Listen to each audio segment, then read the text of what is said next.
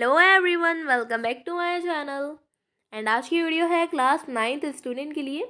And इस video में हम इकोनॉमिक का chapter number 3 which is poverty as a challenge को डिस्कस करने वाले हैं। तो अपना चैप्टर है पॉवर्टी एज अ चैलेंज, जिसका मतलब है गरीबी एक बहुत बड़ा चैलेंज है।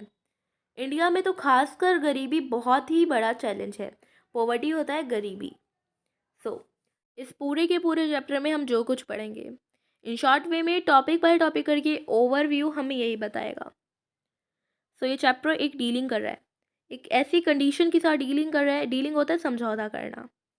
एक बहुत ही डिफ़िकल्ट चैलेंज है हम सब के लिए इनफैक्ट पूरे वर्ल्ड के लिए बहुत ही डिफ़िकल्ट चैलेंज है।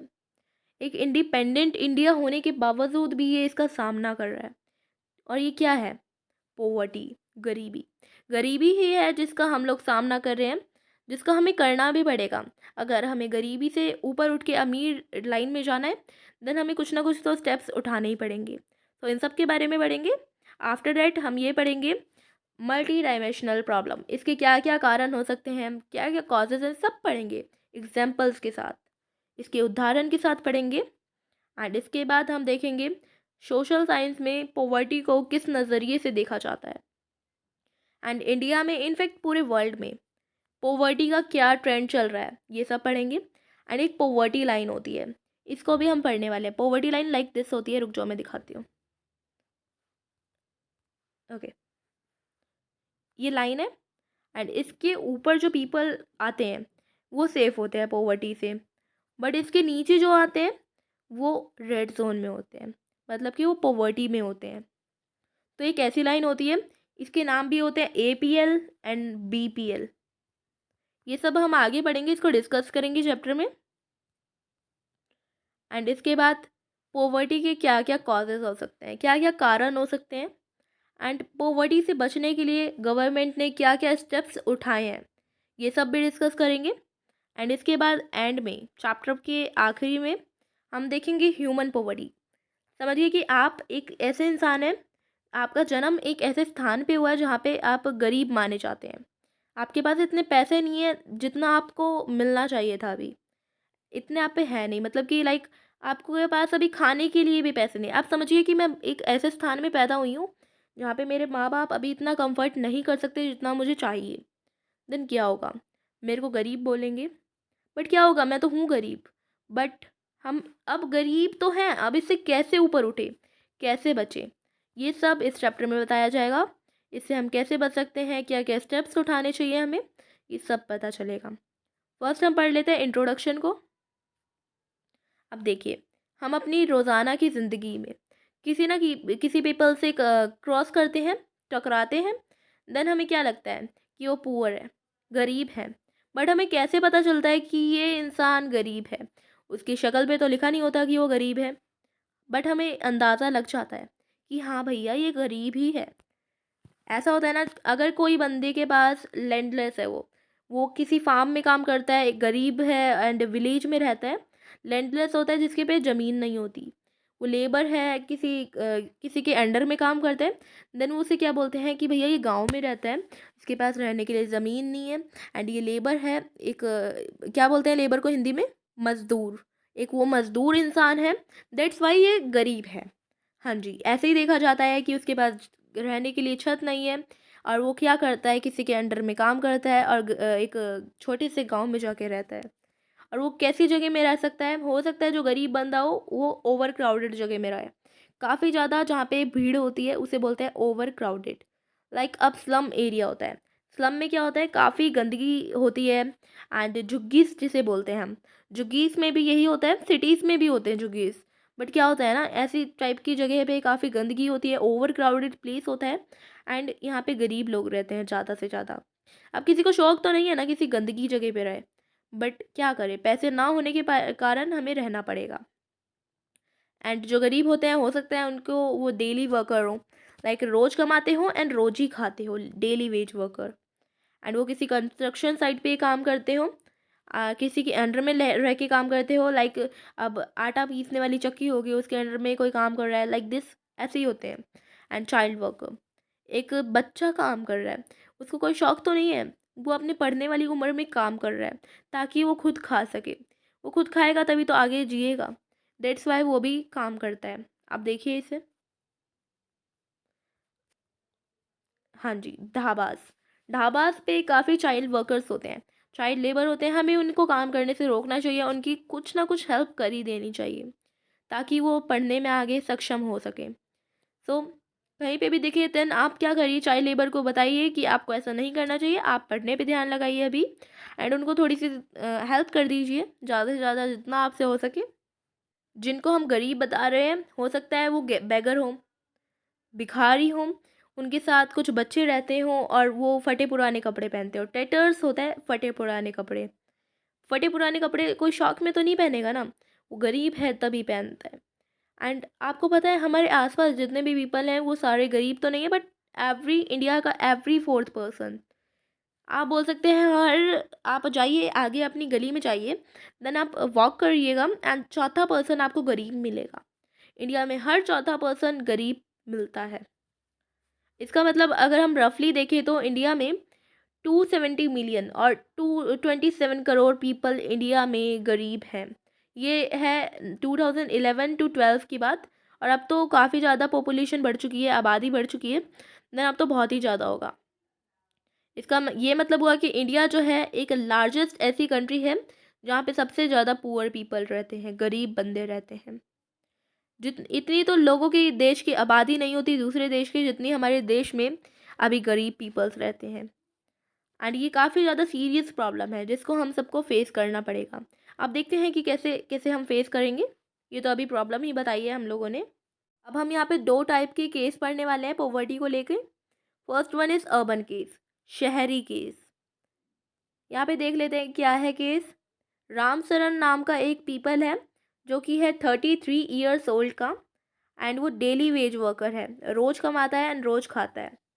एंड वो कहाँ पे काम करता है, झारखंड के रांची प्लेस पे व्हीट फ्लोर मिल चलाता है, मतलब कि आटे की चक्की चलाता है।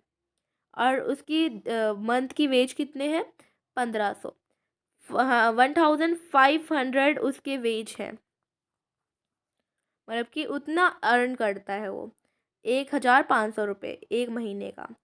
एंड अब वो उसके लिए इतना सफिशिएंट नहीं है कि वो अपना घर चला सके इतने पैसों में। और उसके फैमिली मेम्बर्स कितने हैं, 6, 6 फैमिली मेम्बर है और उसकी सैलरी सिर्फ 1500 है, जो कि उसके लिए सफिशिएंट नहीं है। फर्स्ट वन तो वही है राम सरन, उसकी फैमिली में। सेकंड है उसकी पत्नी, वाइफ, एंड उसके 4 बच्चे हैं। और इनके जो बच्चे हैं वो है 12 साल से 6 महीने तक के बीच में। यहाँ पे राम सरन की स्टोरी से रिलेटेड एक पिक्चर दे रखी है। अब यहाँ पे लिखा है राम सरन के बारे में ये। अब वो यहाँ पे उन्हें अपने पेरेंट्स को भी भेजने होते हैं पैसे।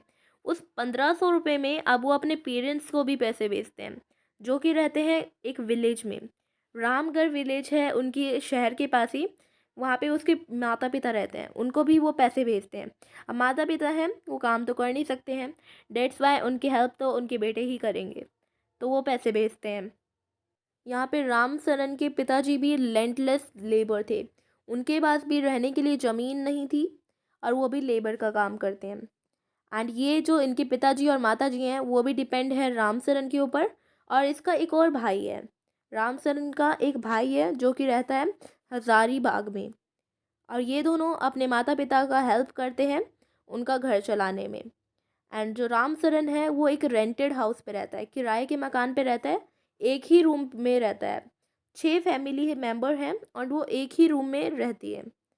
और ये जो इनका घर है वो क्राउडेड बस्ती के पास है, मतलब कि काफ़ी भीड़ भड़ाके वाली जगह है, बस्ती है, स्लम एरिया है, जो कि शहर के पास ही है इनका घर।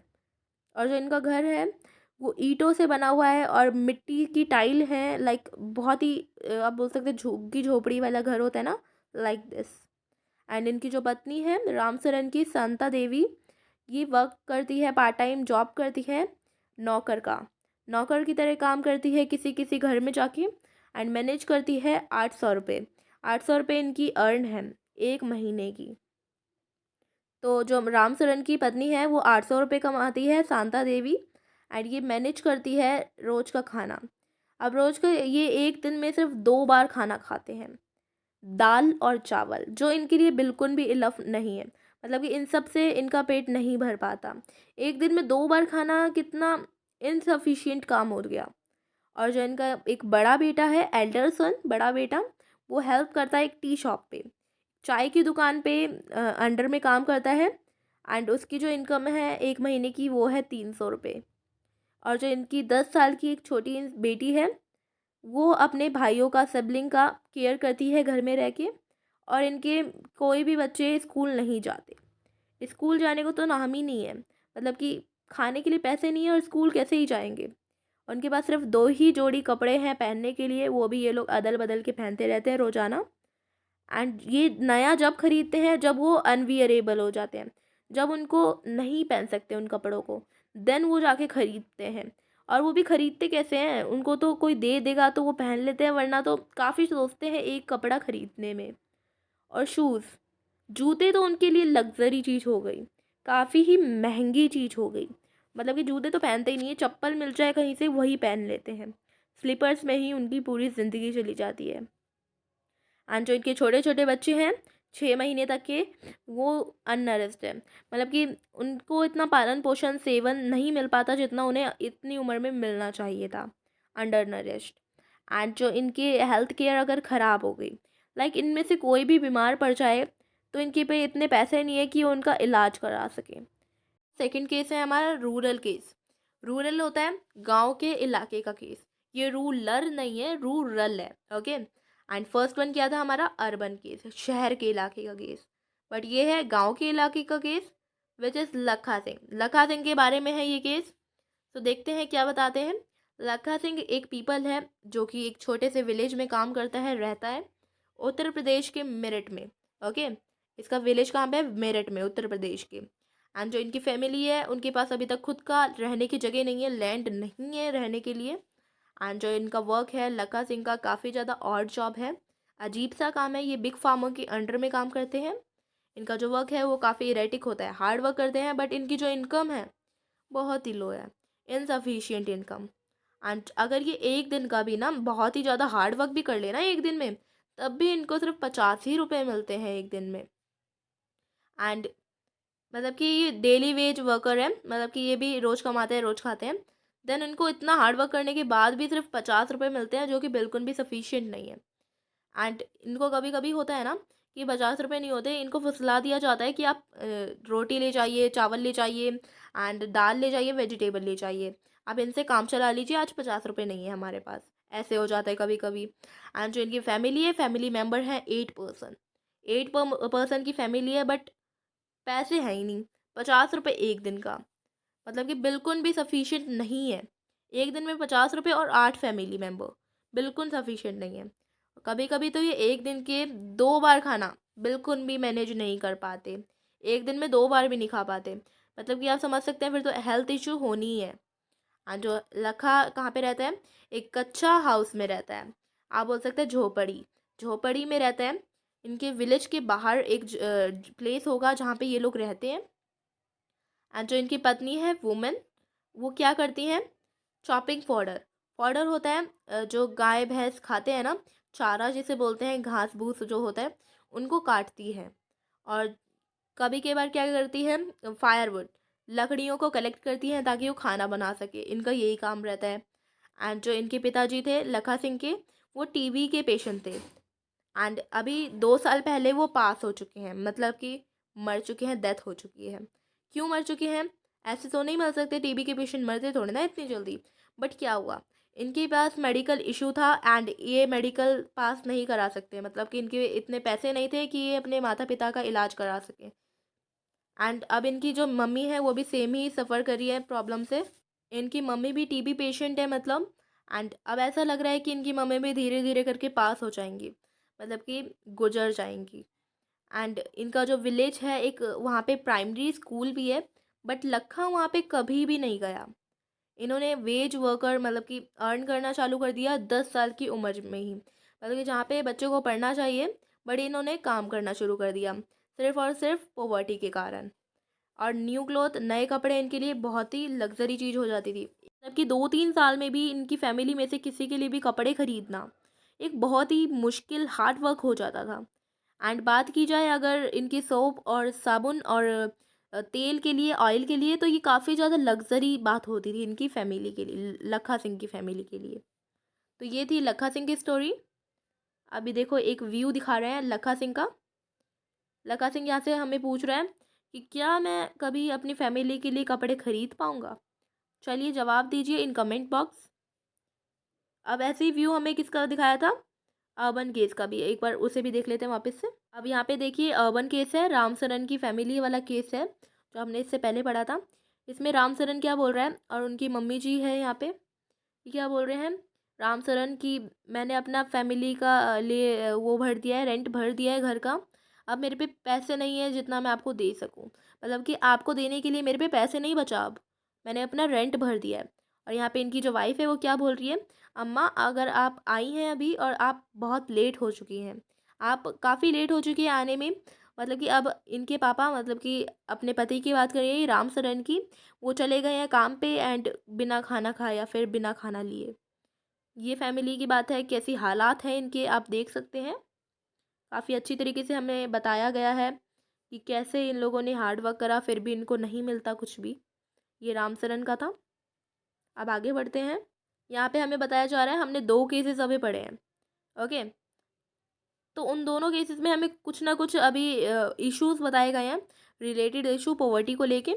उन दोनों को देखते हैं हम। एक तो इन दोनों केसेस में हमने देखा कि लैंडलेसनेस की प्रॉब्लम थी, किसी के पास भी ज़मीन नहीं थी, गरीब थे इस कारण। एंड अनएम्प्लॉयमेंट, काम करने के लिए कोई एम्प्लॉय नहीं था, मतलब कि कोई काम करने के लिए परफेक्ट और परमानेंट जॉब नहीं थी। Size of family, family members कितने सारे थे, एक में 7 थे, एक में 8 थे, और इनका वेजेस काफ़ी कम थे, ऐसा भी है गरीबी के लिए। एंड इलिटरेसी, पढ़े लिखे नहीं थे। पुअर हेल्थ, मल न्यूट्रिशन, पुअर हेल्थ मतलब कि ख़राब हेल्थ रहती थी। और मल न्यूट्रिशन होता है, न्यूट्रिशन होता है कार्बोहाइड्रेट, विटामिन, ये सब होते हैं न्यूट्रिशन जो हमें खाने में मिलते हैं। बट ये लोग ना खाते ना इनको मिलता, मतलब कि मल न्यूट्रिशन होता है, नहीं मल न्यूट्रिशन न्यूट्रिशन नहीं मिलता। चाइल्ड लेबर, चाइल्ड से वर्क कराया जाता था उसे। एंड ये भी गरीबी के कारण होता था, क्योंकि जिस उम्र में बच्चा पढ़ता था उस उम्र में उससे काम कराया जा रहा है। हेल्पलेसनेस, ना ये किसी की हेल्प कर सकते हैं ना किसी से ले सकते हैं। ये सारे इश्यूज हमने इन दोनों केसेस में पढ़े हैं कि कैसे इन दोनों ने अपना घर चलाया इतनी गरीबी होने के बावजूद। अब आगे देखते हैं। अभी हमने ऊपर 2 टाइपिकल केस पढ़े। First one is urban case and second one is rural case. इन दोनों में हमने क्या देखा, dimension of poverty, okay. So dimension of poverty हमें क्या दिखाता है, हंगरनेस, भूख लगने के बावजूद भी हम नहीं खा पाते, इसी को बोलते हैं poverty. And lack of shelter, रहने के लिए जगह ना होना। और एक ऐसी सिचुएशन जब माता पिता अपने बच्चों को स्कूल नहीं भेज पाते, उनसे काम करवाते हैं। एंड एक ऐसी सिचुएशन जब पीपल्स बीमार पड़ जाते हैं एक फैमिली में, देन उनका ट्रीटमेंट नहीं हो सकता बिकॉज उनके पे पैसे नहीं हैं। एंड एक पॉवर्टी का मतलब ये भी होता है, लाइक हमारे पास पीने के लिए साफ़ सुथरा पानी नहीं है, तो ये भी एक पॉवर्टी का कारण है। एंड सैनिटेशन फैसिलिटी, मतलब कि साफ़ सुथरी जगह ना हो पाना, ओके। एंड इसका एक और मतलब होता है like regular job, regular job ना होना, lack of regular job. And अब हमने जो जो भी पढ़ा, इनका सबका मतलब एक ही निकलता है कि हेल्पलेसनेस होते हैं ये लोग, ना इनकी कोई हेल्प करता है ना ये किसी को हेल्प कर पाते हैं, मतलब कि दोनों साइड से यही लोग पिस जाते हैं। एंड पुअर पीपल, गरीब पीपल, एक सिचुएशन होती है लाइक वो ऑलमोस्ट इलिटरेट होते हैं, सारे के सारे गरीब पीपल जो होते हैं पढ़े लिखे नहीं होते हैं, डेट्स वाई उनको गरीबी झेलनी पड़ती है, वरना तो वो किसी जॉब पे लग सकते थे। और ऐसे पीपल लाइक जो फार्म्स में काम करते हैं, फैक्ट्रीज़ में काम करते हैं, गवर्नमेंट ऑफिस में काम करते हैं, हॉस्पिटल्स, रेलवे स्टेशन और बहुत सारी जगह, इन सब में जो काम करते हैं, जो गरीब होते हैं, उनके साथ अच्छा व्यवहार नहीं किया जाता। उनको लोग देख के बोलते हैं ये तो गरीब है, इसको ऐसे बोलेंगे तो ये ऐसे भी सुन लेगा, उनके साथ बुरा बर्ताव होता है, जो कि गलत बात है। और एक इंडिपेंडेंट इंडिया के लिए ये बहुत बड़ा चैलेंज है। मिलियंस ऑफ पीपल्स रहते हैं इस इंडिया में, बट इनके लिए एक पॉवर्टी ही है जो सबसे बड़ा चैलेंज है, एक इंडिपेंडेंट इंडिया। और महात्मा गांधी जी ने तो बोला था कि इंडिपेंडेंट इंडिया अभी नहीं हुआ है, इंडिपेंडेंट नहीं हुआ है ये इंडिया। ये जब होगा जब इस इंडिया में से सारे के सारे पुअर पीपल निकल जाएंगे। निकलेंगे नहीं मतलब कि गरीबी हट जाएगी पूरी तरीके से। जब हट जाएगी तब बोलेंगे इंडिया इंडिपेंडेंट है। ये किसने बोला? महात्मा गांधी जी ने। नेक्स्ट टॉपिक है हमारा कि पोवर्टी को सोशल साइंटिस्ट लोग कैसे देखते हैं, उनका क्या नज़रिया होता है। तो जो पोवर्टी है उनकी काफ़ी सारे फेसेस होते हैं, एंड जो साइंटिस्ट लोग होते हैं ना, उनके पास काफ़ी सारे वैरायटी के इंडिकेटर होते हैं जिनकी मदद से उनको पता चलता है कि कौन सा पीपल पॉवर्टी में एंड कौन सा नहीं है। एंड जो यूजुअली इंडिकेटर जो होते हैं ना, वो इनकम लेवल पे डिपेंड करता है कि जिस बंदे का इनकम लेवल ज़्यादा है देन वो पॉवर्टी में नहीं है, जिनका नहीं है देन वो पॉवर्टी में आ गया, लाइक दिस। एंड जो कंजप्शन है उस पर भी डिपेंड करता है। कंजप्शन होता है कि कितने सामान को हम यूज़ कर पा रहे हैं, कितने सामान को हम कंज्यूम कर पा रहे हैं। अगर ज़्यादा सामान को कर पा रहे हैं देन हमारा पॉवर्टी लेवल में नाम नहीं आएगा। अगर हम थोड़ा लो कर पा रहे हैं या फिर कर ही नहीं पा रहे देन हम पॉवर्टी में आ जाएंगे, लाइक दिस। बट अभी ना सोशल इंडिकेटर को चेंज कर दिया गया है। अब क्या हो गया ना कि हम और भी तरीके से यूज़ कर सकते हैं इंडिकेटर को और पता लगा सकते हैं कि कौन सा पीपल गरीब है ना अमीर है। सो इलिटरेसी लेवल कि कौन सा बंदा कितना पढ़ा लिखा है या फिर नहीं है। Lack of general resistance due to malnutrition, कौन सा बंदा कुपोषित है कौन सा पोषित है। मतलब कि जिसके पास ज़्यादा खाना को मिलेगा देन उसे पोषित बोलते हैं। एंड जो थोड़ा पतला होता है, मतलब कि पतला होना नहीं बेसिक नहीं है, बट वो जिनको नहीं मिलता खाना तो उनकी काफ़ी ज़्यादा हेल्थ कमज़ोर सी हो जाती है, ढीले वीले हो जाते हैं, देन उनको बोलते हैं कुपोषित। तो ऐसे लोगों को हम क्या बोलेंगे? पॉवर्टी में आते हैं, क्योंकि खाने के लिए खाना ही नहीं है। And lack of access to health care, health care के लिए पैसे भी नहीं है, अपनी हेल्थ की केयर भी नहीं कर पाते वो, ऐसे टाइप के people. And job opportunity, job के लिए भी कोई पैसे नहीं है ताकि वो जॉब लगा सके, या फिर इलिटरेसी के कारण जॉब नहीं लग पा रही, लाइक दिस।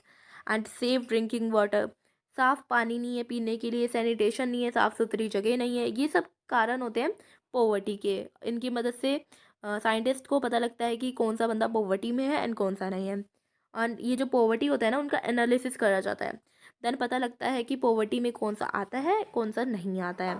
एंड वल्नरेबिलिटी, अब हम आगे पढ़ेंगे वल्नरेबिलिटी क्या होता है। नेक्स्ट टॉपिक है अपना सोशल एक्सक्लूजन, कि अपने से अलग और बाहर क्यों निकाल दिया जाता है पुअर पीपल को, एक्सक्लूड कर देना। ओके, सो इस कॉन्सेप्ट के अकॉर्डिंग देखें तो एक एग्जांपल देती हूँ आपको, आपको समझ आ जाएगा कि क्या बात करी जा रही है इसमें। एक पुअर पीपल था, वो रिच की सोसाइटी में चला गया। वहाँ पे किसी ने वहाँ पे रहने के लिए उसको पैसे दिए एंड या फिर प्लेस दिया, वहाँ पे रूम दिया, देन वो वहाँ पे रहने के लिए चला गया। देन उसको देख के सब क्या बोलने लगे, शायद ये ना चोरी करके आया है या फिर चोरी करने के लिए आया है, या फिर यहाँ यहाँ से किसी पीपल के साथ इसको गर्ज होगा तब ये यहाँ पे आया है, इसकी तो यहाँ पे कोई जगह ही नहीं है यहाँ पे रहने की। उसको ऐसा क्यों बोला जाता है किसी भी गरीब पीपल को? क्या वो नहीं रह सकता वहाँ पे, या फिर कोई प्रॉब्लम है, कुछ भी क्या प्रॉब्लम थी, उनको अपने से अलग क्यों बताया गया? Social exclusion.